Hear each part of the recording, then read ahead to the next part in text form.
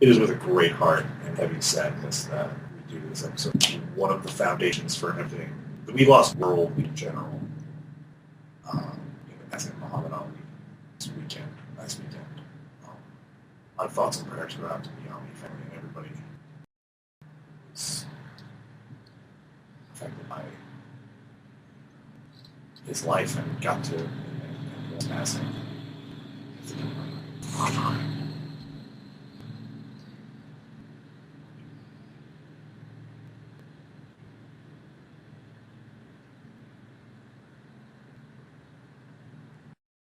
Here's a guy that was influenced by Gorgeous George. Yeah. He was a part of the first WrestleMania. He was a huge wrestling fan. He didn't just transcend boxing. He transcended everything. This is like we lost a titan of our culture. But when it happens, it really you put everything. It puts everything in perspective. And you know that never going to be another. No. Every sport has an icon, but there was only one sports icon. And for a guy with no title, there were bathrooms he couldn't use in public.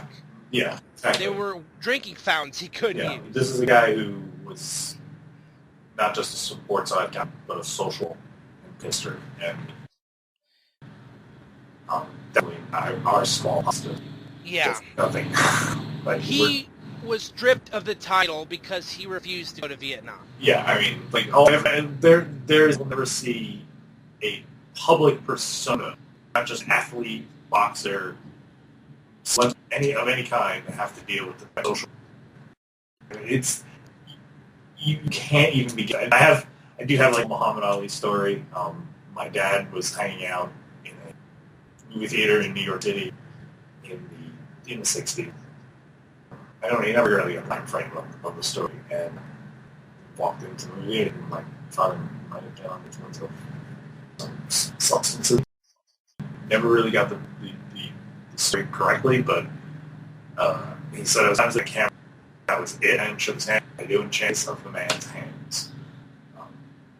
Didn't want to bother him, because he was literally just there to movie with the entourage. Yep. But it was somebody that when you had the chance to meet him, you took the advantage to introduce yourself and to thank him. Yeah. I think it had the longest. That's kind of everywhere it was. Like, see you again. Not the lasting cultural and societal impact as Muhammad Ali. Yeah. We lost a titan. That's why I say not just a mythical figure that we're going to talk about for narrow down who we call the greatest of all time, because that right there. Yeah, it's, and for a guy that was so graceful in the ring, to be struck with Parkinson's twist of fate. Yeah, man. Boxing's just a completely fine, and there are guys that are, shells essentially. Yeah. Everybody's probably the last great public moment was playing in 2000 or 96 rather in Atlanta. I'll always remember Madison Square Garden. I mean, I wasn't there, but I just remember him being a referee. I foiled to Gorilla Monsoon at the time. Like, he was such a wrestling fan, like he wanted to be a part of the show. Airplanes. This was a guy who was a crossover superstar before there was crossover superstars. There's never going to be another. Like, I think everybody else is just trying to be like Muhammad Ali. Right. That's what everybody else wants. Which strives to be as revered and as have the lasting societal impact. Right. Civil rights era. Again, there were bathrooms he couldn't go into. He was still a black man. We're in completely different times now. Yeah. And I mean, there's like a game. There's, yeah, man. Yeah, but they were shared all over social media after it passed. It was, everybody became. I mean, he was to me. He'll always say, and I've said this probably on this podcast before, the heavyweight boxing spectacle to follow in heavyweight boxing division, and it was, I guess, his lasting contribution is no one was able to follow that act except for this one guy. That was really. It's like It's a hole, man. And we can't make a movie about it because they already made a movie. Mm-hmm. Yeah. Not to keep on the downers. Had another death in the MMA world. Mm-hmm. We're kind of surprising, but not surprising. I want to say. It still sucks. There's lifestyle factors that could factor into that. Yep. Or necessarily Kimbo saying you're going to comment on the man's life, but you said our thoughts and prayers.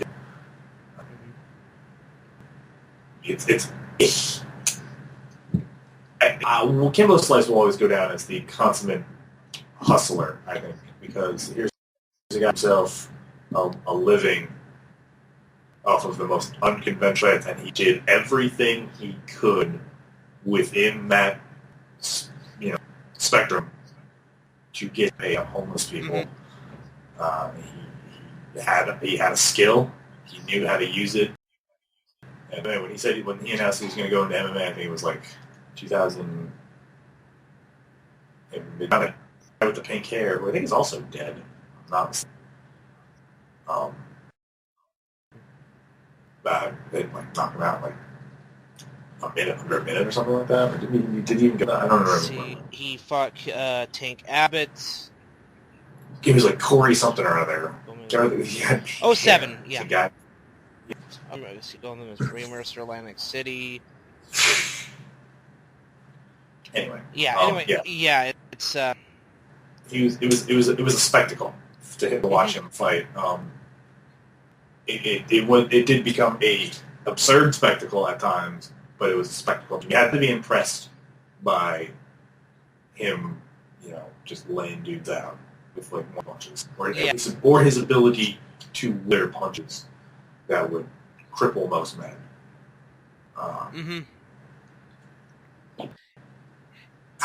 He was a legit man you did not want to fuck. No, in any capacity, whether it be in a cage or a nightclub or any place, you better be a good guy. Like, that's not a guy I want to see coming at me like wanting shit. I'm like, okay, hey man, what's going on?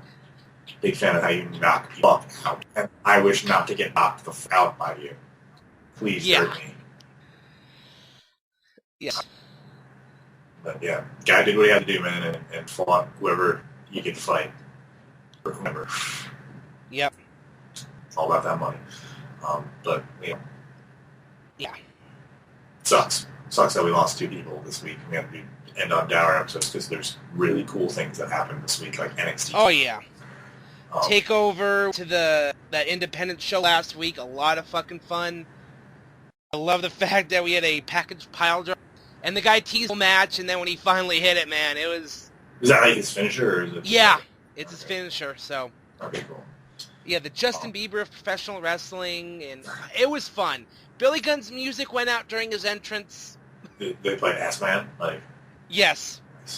They have to. You have to play Ass Man. Yeah, and I got a video of him, and he's looking up in the box at Cien. He's like, where's my music?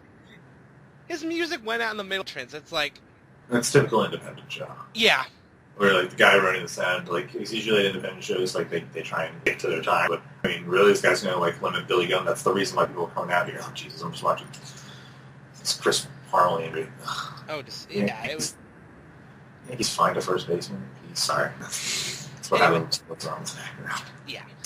But yeah, it's a fun show. Definitely, again, the grassroots of the industry. If you get a chance, it doesn't matter. You could be at a fucking minor league baseball stadium in Montana. Yeah, there will be independent wrestling wherever the hell you are. So. Or bingo halls. Halls, bars. Former high school gyms. I always wanted to do a show in a bar because that just seems to be like. Get drunk after the show right there. You don't have to go anywhere. Exactly. You could have somebody run and get, or if I'm like a referee or something like that, then you should remember referees. I could drink at the bar after the match. I wouldn't, Yeah. Have to go anywhere. That's like the greatest thing. You don't have to leave the building to get drunk. You could get drunk and watch friends. Like, that's the best thing. Yep. Might be going to some independent wrestling later tonight. We'll see about that. I'll send pictures if Oh yeah, do that, please. I do my own thing. Yeah. Anyway, the Takeover. Well, bigger news that broke during UFC last weekend. That's right, because we had a UFC event that went down in the midst of this whole Muhammad Ali thing. Yeah, congratulations, Michael Bisping. Yeah, Michael Bisping has finally reached the top of the mountain. Like, that was a great story. And to do it in that fashion. I mean, the only thing that could have made that story better is if he did it in England. But, right. I mean, he's definitely going to pick where he fights next. And if he wants to fight in the UK or in Manchester, he's going to fight in the UK. And he's going to be the fucking conquering hero. I mean, that middleweight division has been blown wide open since the fall of Anderson Silva. So, and also Michael Bisping. What's up? I think it is. It's from. But yeah, the big announcement is. I think UFC had this. You know, I guess they've been working on this apparently for a while now because apparently Ariel Helwani found out about it, and then he leaked it before. At least so much so that I thought the story when he said Brock Lesnar is going to fight at UFC 200. I'm like, yeah, right. Vince McMahon is never going to let that happen. No way in the seven hells are we ever going to see Brock Lesnar and then under contract for UFC. And then, can you see me now? That video was so great. That's how you knew they were on that for a while, because they had that ready to go. And so much so that Goldberg and I think maybe Goldie probably knew about it, but definitely they don't tell Joe Rogan that kind of stuff. Yeah, Joe Rogan is just like, huh? Is that for real? Joe Rogan was exactly my record. Is that for the ESPN alert? That was real to UFC 200 in July. Yeah. I'm going to buy that. They just got my money right there. Because that is going to be, it is must fucking... Yeah. It's a one-fight deal, but, you know... See, here's the thing, is there's no saying it's a one-fight deal. I think if he does well enough, he fulfills his commitment to WWE, and then he says, I want to do both. Say, I really allow you to do that, because, look, I want to do both. It's going to lead to. Here's what I think. It's going to lead to an uneasy alliance, so he knows how to capitalize on an audience. Dana White will show him. I mean, there's a lot of always that WrestleMania. I think that's what it could have been, man. I think that was UFC 200. You give us Ronda for WrestleMania. Yeah, Brock Lesnar wants, and who is leverage that to his position because he has a commodity that Dana White wants to use. Rousey will be at WrestleMania. That's other bold tweet proclamation. Other than we will see an episode. Yeah. When we do a wrap-up show at the end of the year and we talk about the biggest news of the year, this is going to be right at or near the top. These are the two biggest. I mean, we're 6 months into the year right now. We could do like a half-year wrap-up. It's been the return. Everything else is kind of footnotes because holy shit, I did not expect this. And I am so totally stoked. The interesting, though, that might possess a problem for Brock Lesnar. If Brock Lesnar can, if Mark Hunt can connect, has put down people as big or bigger, down. Overeem took Brock Lesnar down with a liver kick, but that's diverticulitis for Brock Lesnar, so I won't really. Right. The referee didn't probably let that go on a little bit longer than maybe he should have. Like Carmen literally punched himself out, choked him, yeah. Did his thing. But this is a fully Brock Lesnar going into the cage. He's fighting in Pride, so I shouldn't be that surprised. The Samoans, they age well. I love this. He was saying Samoans, they just have harder bones and stronger skeletons. I don't think any of that's going to matter if Brock Lesnar can take Mark Hunt down. Oh, no. If Brock can... Yeah, it's going to be... Because, again, you got Brock Lesnar... division, I believe it was Division 1. He's a Division 1 heavyweight wrestling champion. Yep. He is a former WWE heavyweight wrestling champion. Call that a entertainment, if you will, but you don't get there by not being talented. Yeah. The reason why he was in WWE is because he was recruited there because he was that.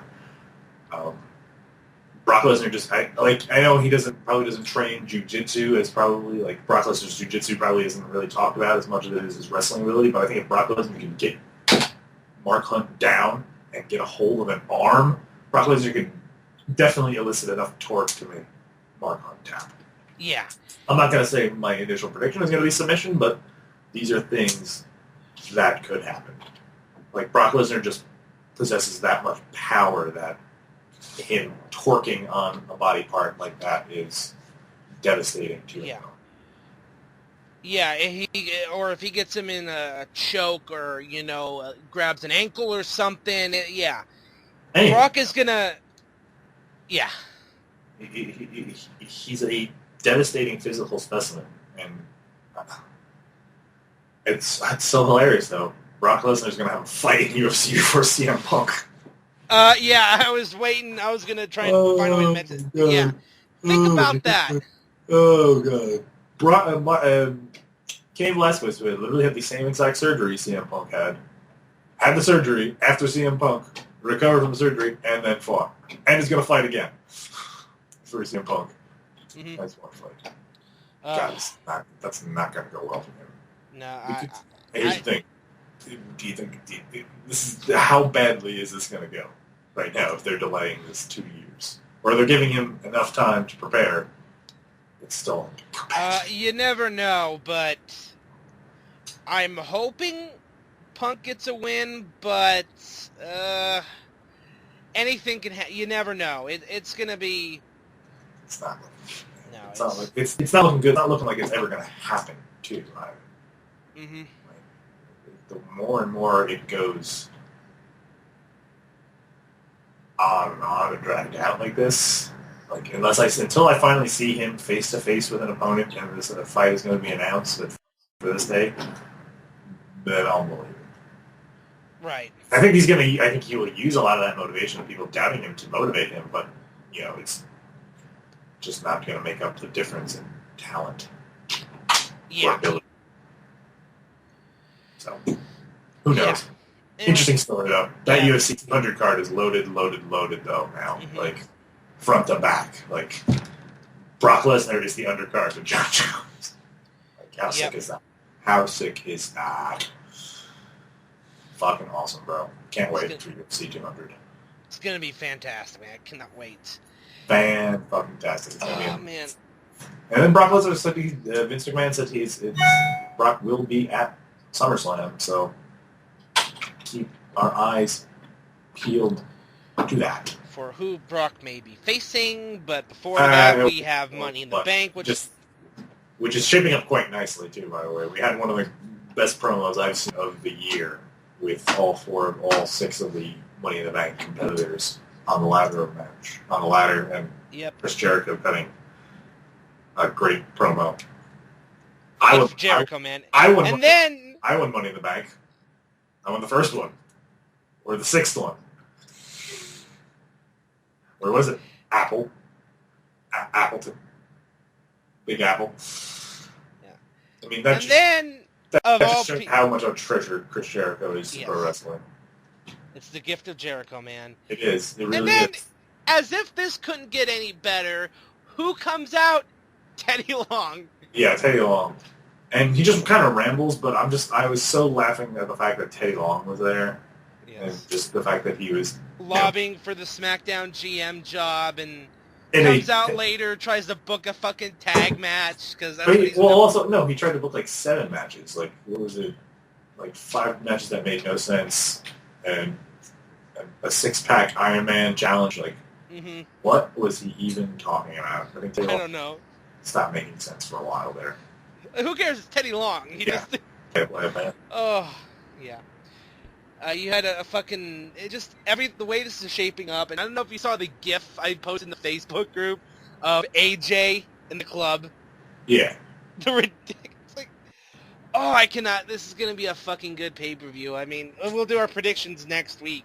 We also have AJ in the Bullet Club against the New Day. Mm-hmm. That's what I want to see. I know. Well, it's obviously not the Bucks and Omega against the Elite against the New Day, but I'll take it. I'll take it. By the way, did you see Matt Jackson's tweet about lobbying for a match against American Alpha? I'm like, I don't know. It's look. Who do we have to beg to get that? I mean, my God. I don't know. Well, here's the thing. That's what's so great about the Young Bucks is they're only like 25. They're still very young guys. Yeah. And so I don't know how long their deal with ROH is in New Japan. It's kind of just like a rolling kind of deal. I don't think New Japan signs them to like a long-term deal. And with the news that NXT was going to be its own brand now, yep. And it's only a matter of time before the Bucks show up in NXT. It's only a matter of time. Look, all their friends are going to be there. They will be given a chance to the Young Bucks. You don't think that's a story in WWE? Oh, no, that'd be a huge story. There's a couple of guys, and you just, especially if you just allow them to do the suit kick party too, but we're living in a fucking crazy world right now. I mean, TakeOver? Anything is possible. Anything was possible because, well, we want to just go from the bottom, just kind of talk about that as a... Yeah, I mean, it was a great debut to open the match. Opened the show by Andrade Almas, which is the former La Sombra. And that was the first time I have seen him work, and man, he was very impressive. I had seen a few of his matches in CMLL. I was trying to remember who he lost his match to, and then I was informed that it was Mystico that he lost his mask to. And he really didn't do anything that different than what he had done in CMLL. Like, he had largely the same gear. And the hat didn't really make sense, but I mean, everything that he did in the ring was flawless, and I can't wait to see it. And also, hats off to Ty Dillinger too, by the way, who it's taken him 10 years to get to the fact where he's become Barry Horowitz, the modern Barry Horowitz, Ty Dillinger. Yeah. But man, he is one of the most over guys in NXT, and that's saying a lot. Yeah, and it's guys put in the work to get there. I mean, also, and what's the fact they realized that he's Stan. Yes. Yep, and then he kicked La Sombra in the face too. So it's like that was a good kick. Oh, God. So that was a great match to start the show, and that was only the precursor to what came next, because we got American Alpha versus Dawson and Dash and Dawson. Are you Dawson? Are you Dash? Now 2-time NXT Tag Team Champions. I like how I had said before, I like how they're going to ping pong. I like if they ping pong the belts back and forth between these guys, because it just sets up a tag team ladder match or some sort of gimmick match down the road between Yep. these guys. I love the Steiner Brothers vibe that American Flat exudes. Mm-hmm. One of them overly jacked, too jacked for his own good. These guys are, in American Alpha does four guys that, I mean, you put them in there and you're going to get quality stuff. Yeah, and this was definitely that. And then, as Dawson and Dash are leaving, all of a sudden the Authors of Pain. That's what they're calling them, Authors of Pain. Yeah, that's what I was seeing. I didn't know I just marked out because Paul Ellering came back. Yeah, wait, who is that? It's like dude, Paul Ellering. I'm old school. I knew who that was as soon as it came out. I'm like, oh shit, that's Paul Ellering.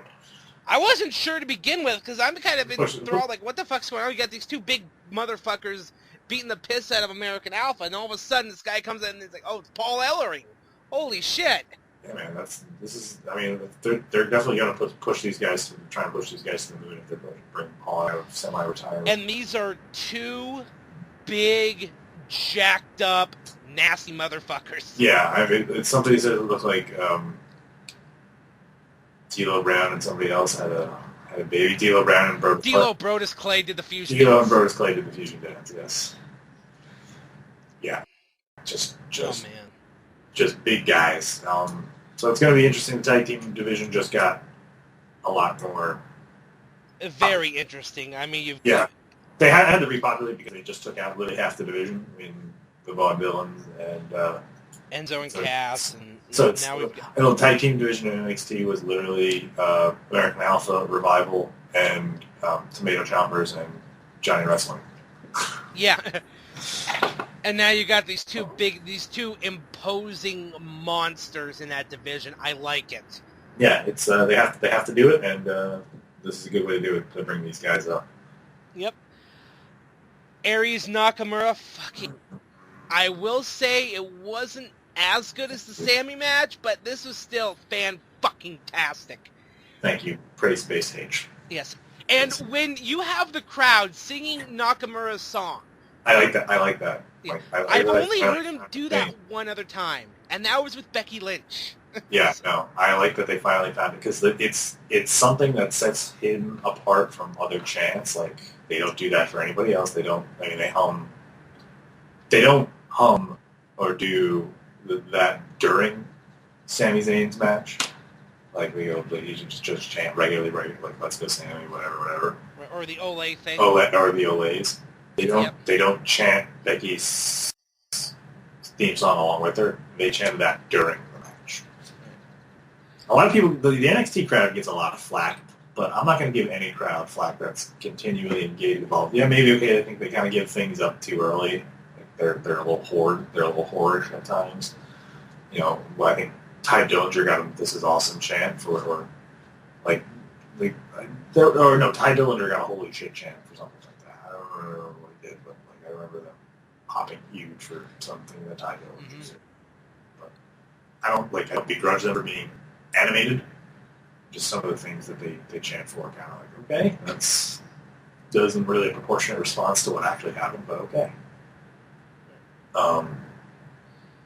But this was a great match. It was everything I thought about it. This even had my non-wrestling fan female friend Sam completely transfixed with what's going on. And she's like, why is everything he does so epic? And I'm just like, because he's the fucking king. Yeah, and when Aries went for that dive, I thought Nakamura was going to kick him right in the face. Yeah, I really just slams into the guardrail. Yep. And hats off to Aries, man. That takes heart and balls just to run face plant, even at his age. Aries is not a young guy anymore. No, he's... So, these are two not guys that were, I shouldn't say elderly, but veterans. They've been around a while. Two veteran guys came out there and put on a match of the night, quality match. Yeah, and then retained against Nia. This is definitely Nia's best match. Yes. Here's the thing with Nia Jax. Every match she has, she gets better. And yeah, and that's why. And I even saw it would have been Spokane when it was her versus Bayley. Mm-hmm. She has gotten so much better in the last several months that she's in that. I think she's been training and wrestling for like 3 years now. So she's in that phase where she's getting better every time she comes out there, and it's only a matter of time before they put the title on her, just because she's gonna have that much heat on her. Yeah. And people will pay to see somebody try and beat her, and there's gonna be nobody to do that. And then someone's gonna come in and start already. They teased a major female acquisition too, where Triple H briefly mentioned it on the post Takeover Facebook live stream, which I saw your comment on there. I watched it after the fact. Yeah, I was kind of watching it as it was live in the stream. I'm wondering who that female talent is going to be. Who knows? I mean, and then of course the main event. I love everything about this main event. Yeah. Because you had the way the cage came down. Yeah, which is really great, by the way. The promo. Even just the visual of both those guys in the cage and the spotlights are on them. Samoa Joe, we're gonna I've aborted this year, probably pretty much aborted this year's Slamcast Awards, recognizing excellence, whatever we were calling it, award show, whatever. But so we're gonna have a Tweet of the Year award, and Samoa Joe may have just had an early favorite candidate for Tweet of the Year. I think I'm afraid of a cage with Finn Balor. I was in TNA for 15 years. Oh, damn. Oh, shit, son. Oh, fuck. Oh, shit, son. Oh, man, it was definitely a fucking, just a great match. Left Finn laying after the muscle buster off the second rope. Yeah, I didn't think they could find a ways to innovate that muscle buster move, but that's a good way to do it, right there. Yeah. After the first one, I'm like, what's going to end? I don't normally like how cage matches are ended pinfall, unless there's like they do some storyline where someone keeps on outside interference and keep people out. But I really think that you should hit the muscle buster and walked out of the cage. That would have been. Maybe that seems like they're burying Finn too much by having him do that, but If you want to... This was definitive. This is a definitive finish. Victor, yeah, exactly. Definitive finish. Finish. If you want to, like, read the tea leaves, Finn's gear. Yeah, Parse that. Or is that just Famous Food playing with us? I don't know. I think... Famous Food anymore right now, because the other two guys are... He was famous first, but... I mean, it's possible that maybe after SummerSlam that Finn could be on the main roster. You know, we just don't know at this point. With the brand split, there's going to need talent on both rosters, so... Right. I mean, this takeover was called the end of the beginning. Yes, it was, but that's when Triple H came on Facebook Live shortly after. They basically said, well, what that means is basically it's kind of the end of NXT being officially referred to as WWE's promotional developmental brand. Developmental territory. It's going to be its own entity and separate brand. Yep. So that's big news. Yeah, it's... You know, and they had that great video package in the beginning, kind of showing how it's evolved. I mean, we are in a... I've always felt NXT has been its own brand for a while, but now it's the official confirmation. Like, they're not treating it as like the developmental, the minor league. It's now its own third. Right. Well, they throw guys on there as their... Here's the thing. Yeah, I think that's what TV it's going to be. I think that's what's going to happen at SummerSlam. It's going to be like a triple threat match or something like that. Or something like Raw and SmackDown will be divided between Shane and Stephanie or something like that. And then, right. You know, in the lead up to that, in the lead up to SummerSlam, Triple H is going to come out. It's like, well, what about NXT? I'm the one here that everybody talking about. What about me? I want my own shot. So maybe that's how Triple H gets an hour of Raw or something like that. I don't know. Yeah, well, we don't know. It's definitely going to be It's going to be fucking interesting. It's going to be watching guys ping pong back and forth between the two, because that's going to...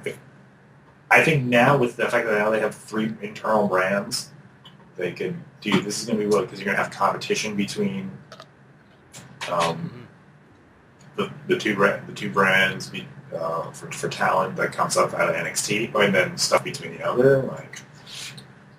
It's going to be... I always like that kind of like free agency vibe that the brand extension era had. So it's going to be cool to have that come back. And the fact that now they'll have 3 major competitors. Because when there was 2, it was always just seemed really contrived. Like, oh, okay, well, this guy's going to go this way. This guy was on Raw, so now this guy's going to go on SmackDown and balance it out.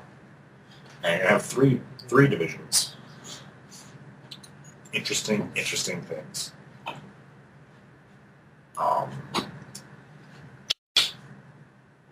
That's it, though. That's our Slamcast. How about them apples? Iron Sheik Tweet of the Week. Iron Sheik Tweet of the Week.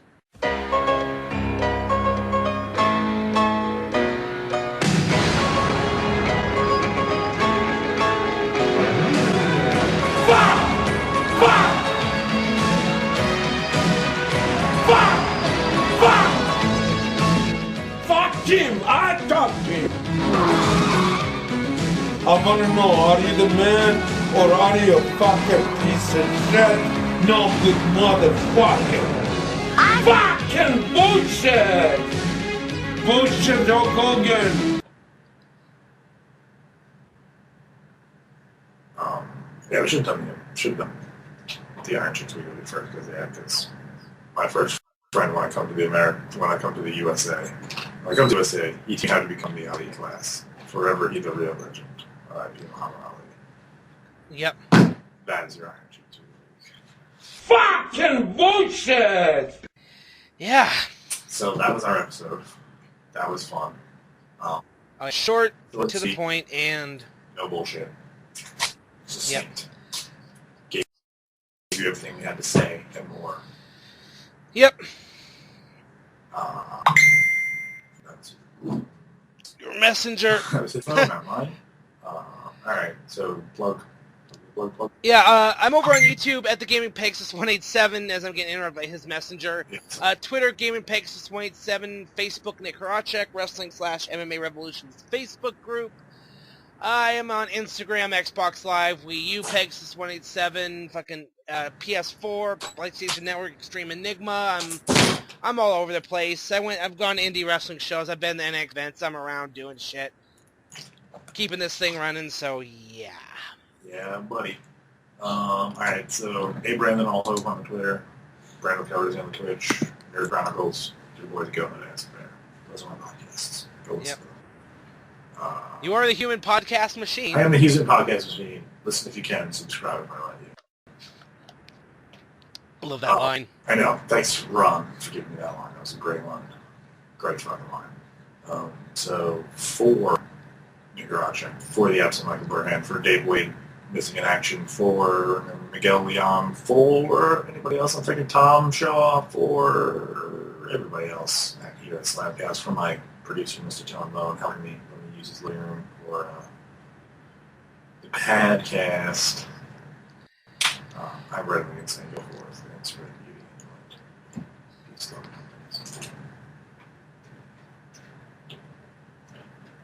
In the past. This is Cassius Marcellus Clay. He's young, he's handsome. They know it. He's a poet, a prophet, and many people believe he'll be the next heavyweight champion of the world. I saw Sonny Liston a few days ago, Cassius. Ain't he ugly? He's too ugly to be the world champ. The world champ should be pretty like me. Well, he told me to bet my life that you wouldn't go 3 rounds. Well, if you want to lose your money, then bet on Sunday. Oh, may I ask you Because this? I'll never lose a fight. It's impossible. Tell him. It's impossible. Never lost a fight in your life. Ask any of my fans when was the last time they lost. I'm too fast. Champion from I'm the the crib. king. Born the champ. Born the champ from the crib. Ah! I'm for real, man. I'm for real. You just get past Patterson. Come on, ring number 2. Stones will fall in 5. Sonny, come over and make that offer. Come over and make that offer. And you be there to see it, you hear? Man, I don't get hit. I'm the fastest thing on 2 feet, man. Is you crazy? I'm tired of talking. Listen, the champion just made an offer. $100 a round to spar with him. And you can get in shape besides. Well, I'll make a better offer than that. I'll fight the champ for nothing. I don't care how small the ring is. I'll fight that chump in a telephone booth. I'm gonna float like a butterfly and sting like a bee. George can't hit what his hands can't see. Now you see me, now you don't. He think he will, but I know he won't. They tell me George is good, but I'm twice as nice. And I'm gonna stick to his butt like white on rice. That's right. That's the greatest of all time. Of all time. And they're all gonna